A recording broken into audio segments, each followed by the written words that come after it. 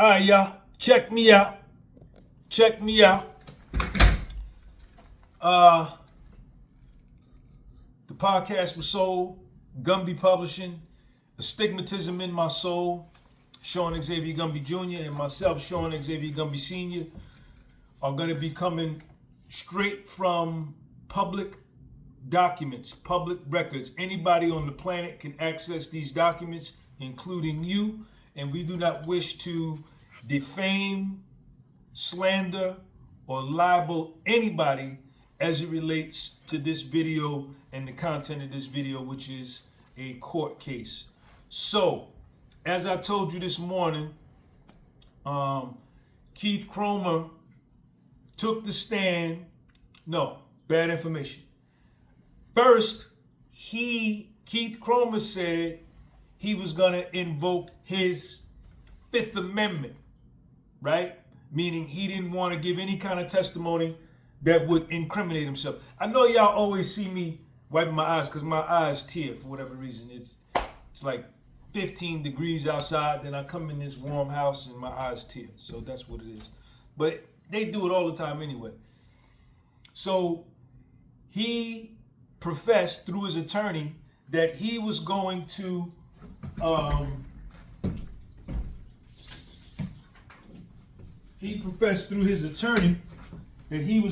invoke his Fifth Amendment, right? His attorney was William H. Thomas Jr. out of Atlanta, Georgia. That's who Keith Kromer's attorney is. That he was going to invoke his Fifth Amendment because he didn't want to say anything that was going to incriminate himself. But Welby stepped to him in the first time on the phone, and that hearing was on the phone.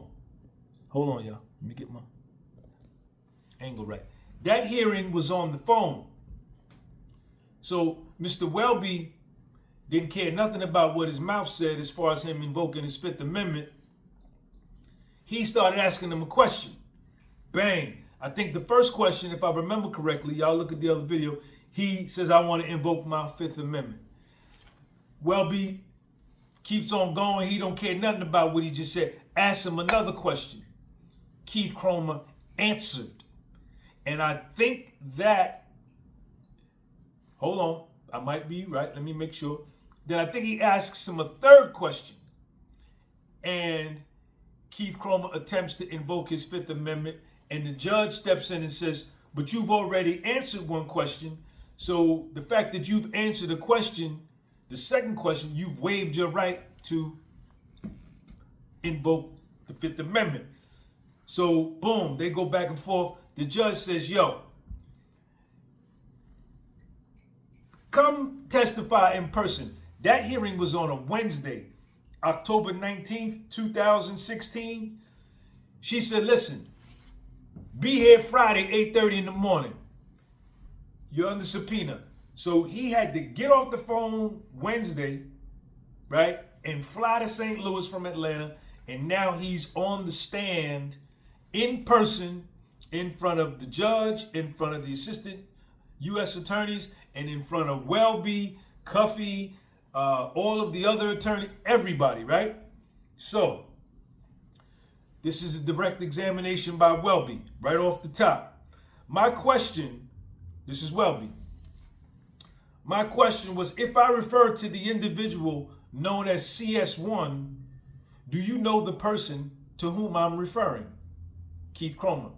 I would have to look what document you're looking at to Mr. Herman, the other attorney. I can't hear, I'm sorry. Keith Kromer, the document where you're referring to CS1, if I can review the document, the judge steps in. This is the redacted transcript of the Franks hearing dated October 21st, 2016, for those of y'all that want to look it up. The judge steps in. Or you can ask the specific name since we're at a sidebar, Mr. Welby, and see if, because they're at a sidebar. Mr. Welby comes back. If I use the term confidential source number one or CS number one to refer to a lady by the name of Tammy Cowins, would you understand who I'm referring to at that time? Keith Kromer, yes. Welby, all right. Is it agreeable that we can discuss that individual using confidential source number 1 or CS number 1, and that when you're answering the questions about CS number 1, you're answering the questions about Tammy Cowins? Keith Kromer, yes. Boom. The judge steps in. And just so that it's clear to the witness, I have admonished counsel in this case not to refer to Tammy Cowins by name. Her identity is going to be, for the duration of this hearing, CS number 1, for her security and protection. Now, admonished means to reprimand or urge, like don't use her name. And then she says, so I'm admonishing you not to say her name in response to any questions put to you by the attorneys. Boom.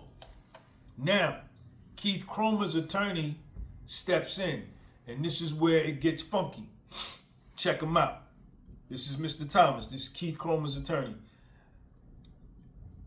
I understand what happened in the telephonic proceeding, and it would be our position, and I have some case law, if the court would like me to cite it, that Agent Kromer's, to the extent the court construed his answer of that question as a waiver, it does not waive his Fifth Amendment right for all purposes.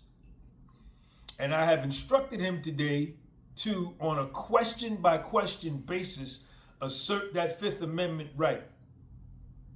I don't think as to other subjects, and I believe when we left off at the hearing, it related specifically to, let's see if this is right, to instructing Tammy Cowins to lie. I believe that's to the extent that there has been a waiver, that's as to that subject only, and I hope the court will accommodate us and understand Agent Kromer has been instructed to assert the Fifth on a question-by-question basis. Because I think that the record is clear. I don't know what went on when I wasn't here, but there is a pending criminal investigation. The agent is here in court today, and I have to protect those rights going forward. The judge, I understand that, and I will make a determination on a question-by-question basis. I think I made it clear. I do think that there has been a waiver. So she's saying like, yeah, nigga, whatever you saying, but there's been a waiver. Mr. Thomas, I understand. The judge, with respect to the question, I've got a copy of the transcript here, so it's obviously the waiver will relate to other evidence, reasonably relates to that question.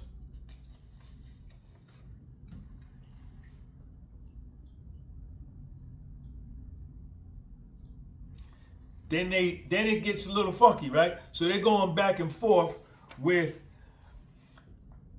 Keith Kromer Keith Kromer's attorney is arguing and putting forth that he should have the ability to invoke his Fifth Amendment on a question-by-question basis. But the judge is like, nah, man, we're not going to do that, because you're going to have to, on every question, you're going to get up and do this, and it's just going to turn into a mess, right?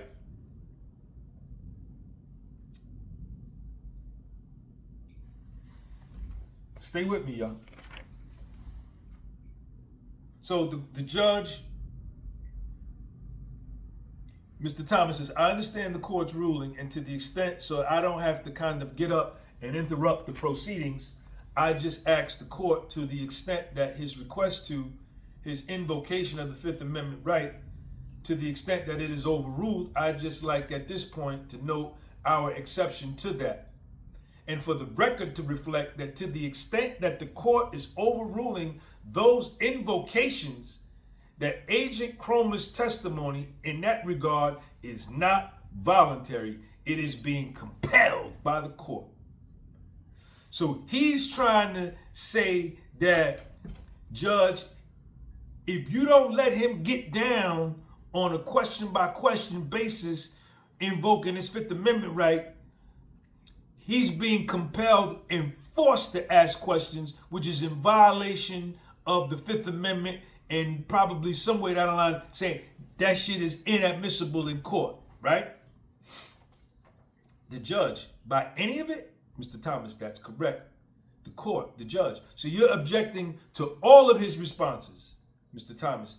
He has been instructed and will be invoking on a question-by-question basis, right?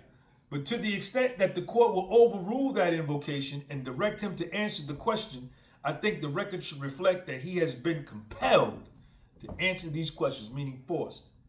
The judge doesn't like that. This is what she says. The judge's name is Shirley P. Mensa. Shout out to Shirley. The judge says, well, it's not compelled testimony if he's answering with respect to an issue that has already been waived. So I'm not agreeing with you on that being compelled testimony. But as I said, I understand that he's going to invoke his right. My ruling is going to be you can't invoke your right because you've already waived it. I'm not compelling testimony here to issues that have now already been waived by Agent Kromer.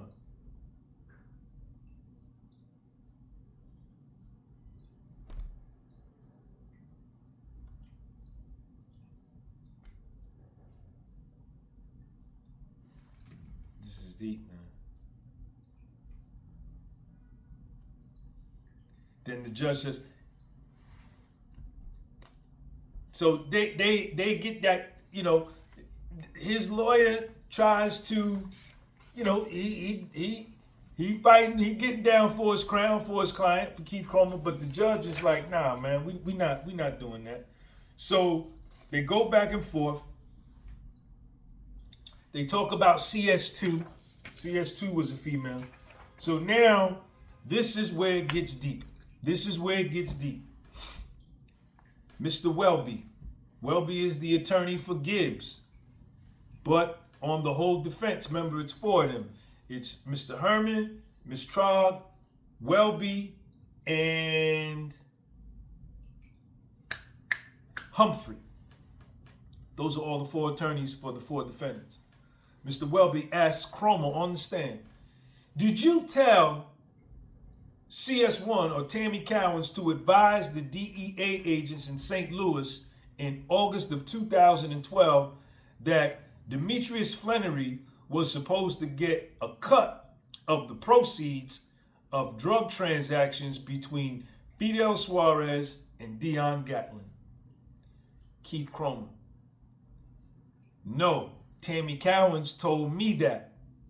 And then I imparted that information through initial discussions, meaning he disclosed that to the St. Louis DEA agents. But I believe that was before August of 2012. That was prior to 2012 with that information.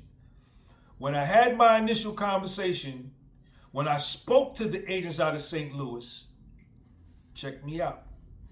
This is all written here. This is all paperwork. I explained to them how the numbers came up. The information that was provided to the confidential source, and who provided Tammy Cowins with that information. Because the gentleman just said, I don't know. The gentleman who you say, I think they call him Meech or something. I believe that's his name. He was in prison with Fidel. And Fidel and him worked out an agreement that Meech would set Fidel up with a friend of his, which is Cuffy, to get together and sell drugs. So that's the only thing I knew. So when I talked to the agents in St. Louis, instead of me, I told them initially, but I asked them, do you want to speak to Tammy Cowins direct? When they said yes, I patched her through her phone and the agents spoke to her themselves. So there was no reason for me to explain anything. We're done. We let St. Louis run the ball game from that point.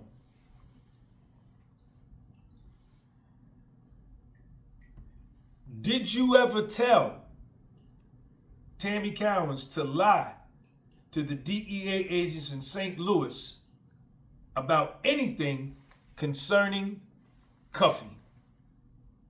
Keith Kromer. Well be asking that question. Did you tell CS1 to lie to DEA agents in St. Louis about anything concerning Cuffy? Keith Kromer. No, sir. I didn't even know who. I didn't. I want you to understand, I never seen him. I didn't even know what his name was. I just had the nickname Cuff. That's all I need. And so there was, and the judge jumps in. Just answer the question, Agent Kromer. He says, Kromer, no, I never asked anyone to lie about anything.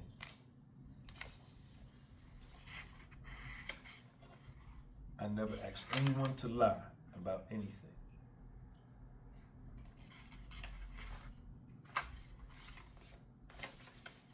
And that's it, man. You know, they go on to talk about how he lost his security clearance. You know, Keith Kromer was sanctioned. He lost his security clearance, and he got indefinitely suspended.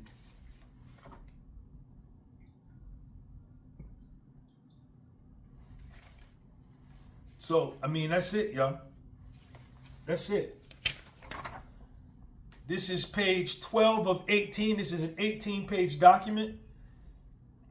Page 12, line item 15, all the way to page 13, line item 18. Let me read that again so you set the record straight.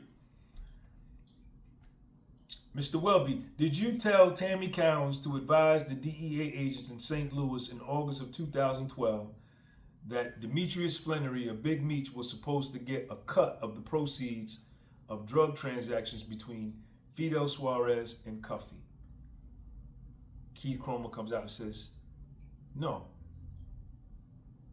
I didn't tell her to tell the St. Louis DEA that. She told me that. She told me that Meech was going to get a cut of the proceeds of the drug deal between Fidel Suarez and Cuffy.